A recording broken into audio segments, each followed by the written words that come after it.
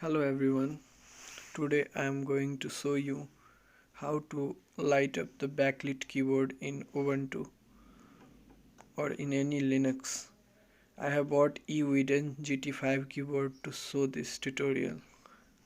Now I will plug the USB cable in my laptop and turn off the light to show you whether my keyboard backlits or not.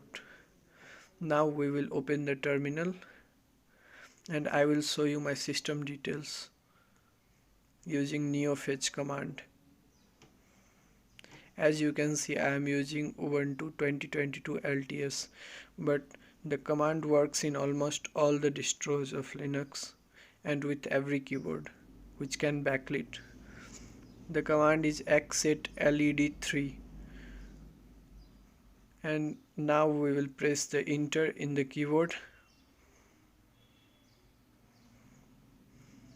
and as you can see, the keyboard has backlit, and you can try this in yours as well. Thank you.